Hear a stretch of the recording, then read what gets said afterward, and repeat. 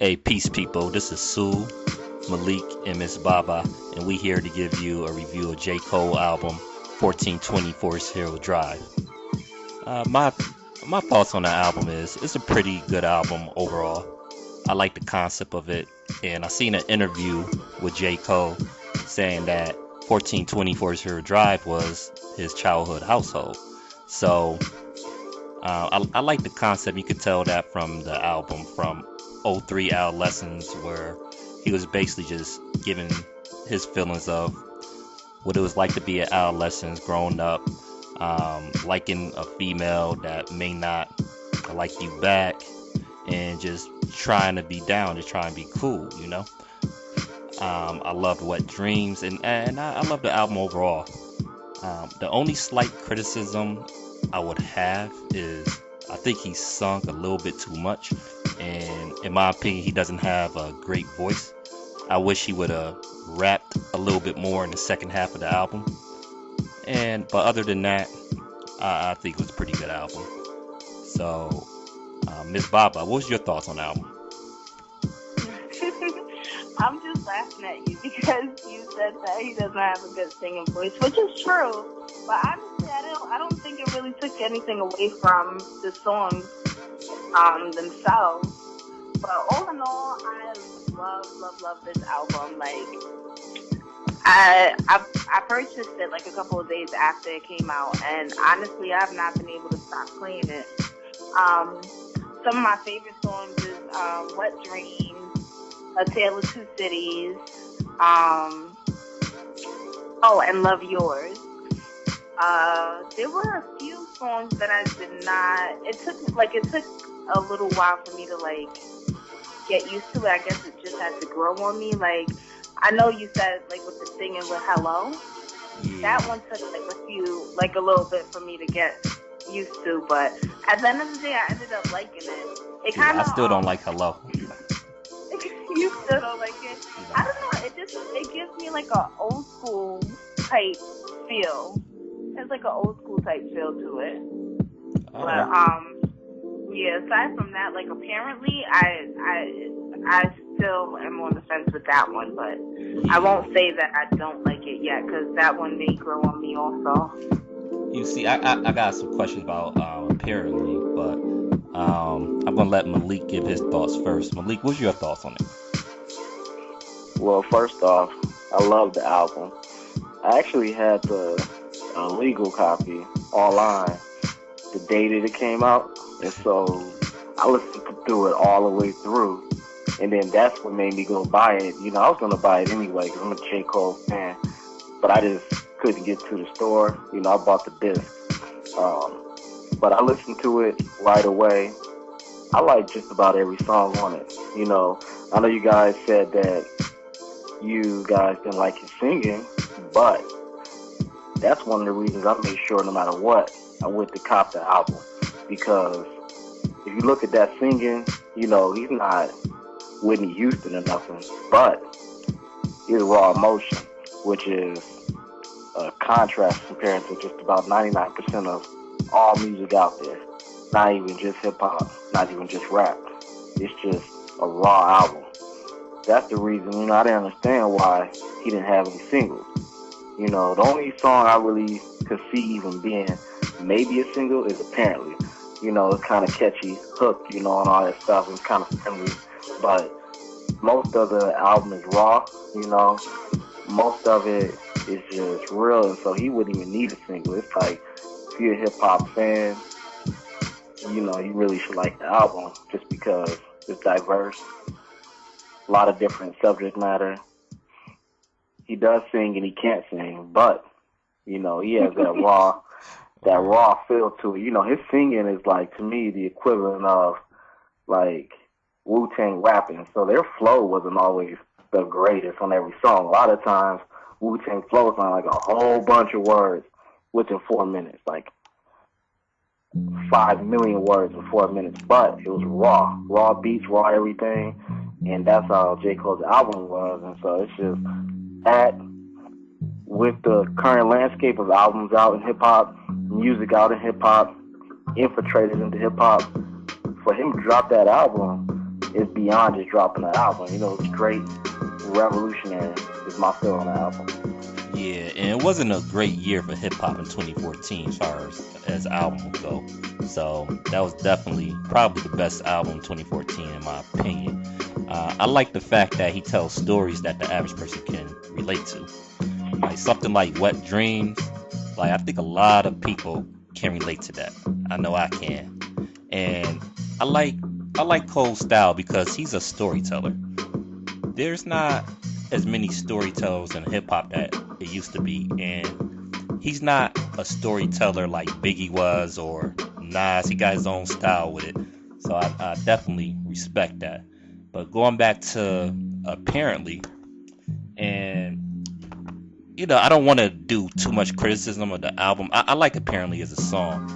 The only thing that kind of bothers me is his second verse didn't really match the song in my opinion. I was like, okay. I was like, okay. I like this flow. His flow was ill on the second. He was killing the flow. But I was like, that verse don't really fit the song in my opinion. What was your opinion on that? I don't know. That's what I was saying earlier because that's one of the ones that kind of like I was still on the fence about.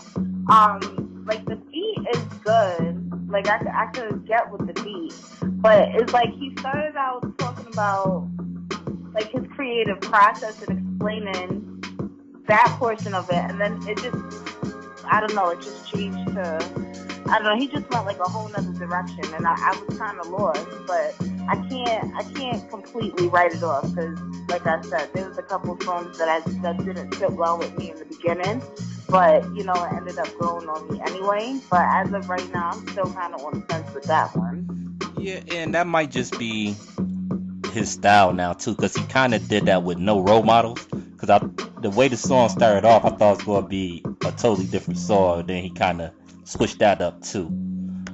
Malik, what you feel about that? Well, I like No Role Models. I like Apparently. So I'm not really going to critique him. As far as stopping the momentum on a few of the songs and going in a whole nother direction, I think that's just his method. I think that was just his style of telling. On a few of the songs, he told two different stories simultaneously, and then on some of the songs, he would go with a theme and try to go with that theme from different perspectives. So, like on one of the stories, it was him being a lower middle class. His struggle wasn't enough to where he felt like he had to sell drugs, for example. But the way he tells stories is able to reach people in a way that a lot of people can't reach people. So a lot of people who are in the suburbs who are black but still deal with black issues, or they're in the hood but they're not in a situation to where they're like a thug, which is portrayed by the media, they still can get caught up in some of the things. So he showed that aspect. He was still able to show the aspect of his friend who felt like he had no choice but to sell drugs. And he showed how both sides of that can appreciate the struggle of each side. And so in some of the stories and some of the storytelling, it would seem that he may have went off track when really he's going parallel with two different perspectives. And that's the way I took a lot of his songs. Yeah, and I agree. And one of the things I noticed about this album too, a lot of the titles of the songs, he didn't actually say the title in the song, and I think it was done on purpose. It had to be done on purpose like that. I just found that interesting.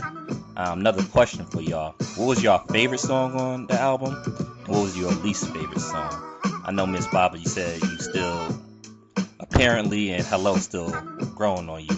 So, what was your favorite song on the album?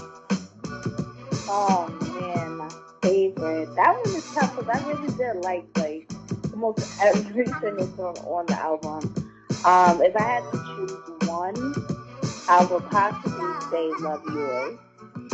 Love Yours. That's an interesting one. I like Love Yours. The only thing I can say about that is I know some people be like, all right, man, you got money. Don't be telling me to love mine. But I think it was a bigger message than that, so they shouldn't take it like that. I think Cole was just trying to tell people to basically just appreciate what you got, because I've seen some interviews with him, and he was stating how at this point in his life he learned to just appreciate the little stuff like family and love. So I think that was the message he was trying to convey in that song. I'm just saying that because some people might have took the song the wrong way. And I'm just letting y'all know that's not what he meant by it. Yeah, and he actually even mentioned that in the song when he said, he didn't mean any disrespect to anyone that doesn't have anything. He's not trying to say like that's a good place to be, but he was just trying to make the point of saying like you just have to find happiness in whatever situation you're in, because honestly, like having money and being financially stable, it does make your life a lot easier in some ways, but like happiness isn't found in those things. Like if you're not happy with nothing, you're not going to be happy just because you have more. Like you're always going to, because especially like in society, I feel like we're always going to be someone who wants more. Like we never stop wanting more. So if you're not happy now, like just because you get signed to like for a record deal or something, that happiness is not going to change, because happiness is supposed to be something that you're supposed to try to, I don't know, like pull from within or whatever the case is. But I think that's what his message was. Right, and I agree. And in another song, what was it? 03 Adolescence? No, I think it was Tell of Two Cities, where he says that, everything that glitter ain't gold, but how would you know till you get it? Something like that. I know I just totally butchered the quote. Don't kill me, y'all. Yes, y'all know y'all. Y'all know what I meant. You know what? I know what you meant. I know what you We meant. just gonna move on to that. Malik, what was your favorite song on the album, and what was your least favorite song? So from a storytelling aspect, it had to be Wet Dreams. The way he laid out that story, it was really a basic story, but he made it creative and interesting. So from storytelling, that song, from every other aspect, I liked every other song. So because he hit so many different angles on each song, and so I would have to say, the one I listen to over and over would be the one where he's saying Run It, because initially most people may think it's an ignorant song when it's really an insightful song. So I like that song. There was no song I liked the least. So I would say the least thing I liked about the album would be him doing about 800 years of shout-outs at the end. So that's the only that's the only thing on the album I skip over, is that. Alright, my least favorite song would be Hello. I just can't get into that. I kind of wish he would have replaced Hello with Be Free on it. If y'all saw his Jay Leno performance, that Be Free song was powerful on there.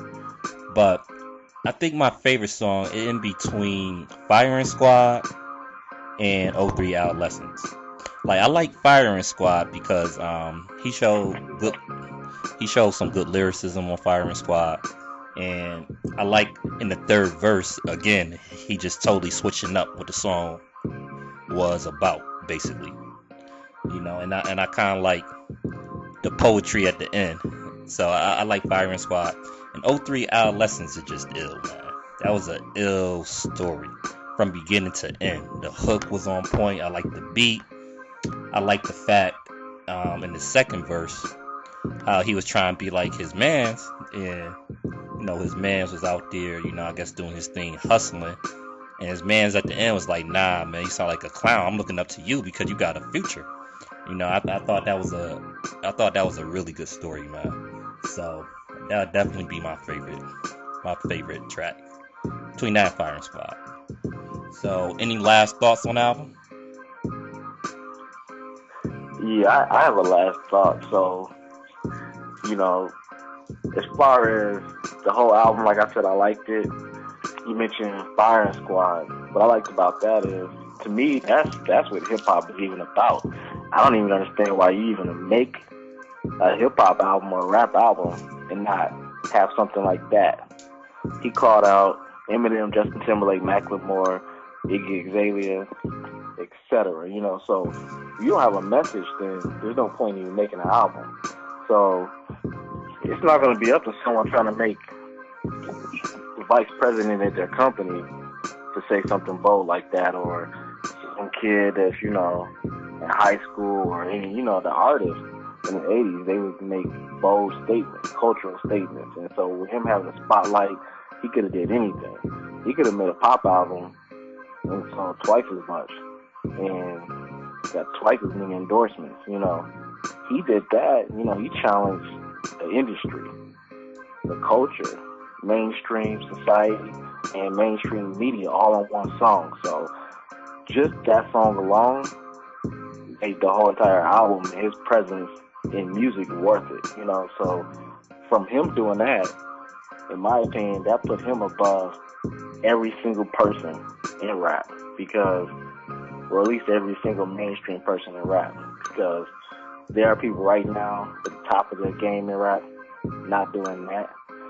There are people who used to be so-called conscious rappers who have albums out now, or just recently had albums out, who aren't doing that. So he's doing exactly the reason for the creation of hip-hop in the first place on that song. So I just think him putting his album out, especially with that singles, was worth it really for everybody. And then he follows it up with living his life in the same exact way, with practicing the group economics and helping out black people less fortunate than him. And so just that all combined, you know, he's really one of the only complete artists in rap right now. Alright, Miss Baba, you got any closing thoughts on the album? Yeah, I have a few things to say. No disrespect, fellas, because I love having these conversations, but I honestly can't wait to hurry up and get back to listening to the album. I really cannot turn it off, but honestly, I really do think that this would be a classic, because, like, a lot of his songs are just so are so relatable, and it's something that's going to be, what's the word? It's going to be relevant. It's relevant now, and it's going to be relevant even 10 years from now. You know, because these same experiences, these are things that, you know, all different generations will at one point go through. So I'm looking forward to seeing, you know, more work and stuff from him. But I think as an artist, he's phenomenal. He's great at what he does, and I'm just excited to see, you know, what more comes of it. Right, and I agree. I guess my closing thoughts would be this. I hope this inspire other artists to basically just do what they feel. I know I said I don't like the singing on the album too much, but that's how he felt. You know, he felt like singing, and he felt like maybe that passion was best conveyed through singing. So I just respect how he put the album together. I thought it flowed really well. I respect the fact that he didn't put out any singles. He wasn't chasing that hit record, and it still was a commercial success.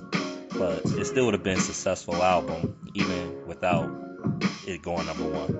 So I guess that's just my closing thoughts on it. And just stay tuned. We're going to do more album reviews, because we want to review albums that affect our community and have positive change in our community. So we're going to be doing more of these type of discussions. So y'all have any questions for us, you can hit us on Always for Black. Email is alwaysforblack@gmail.com.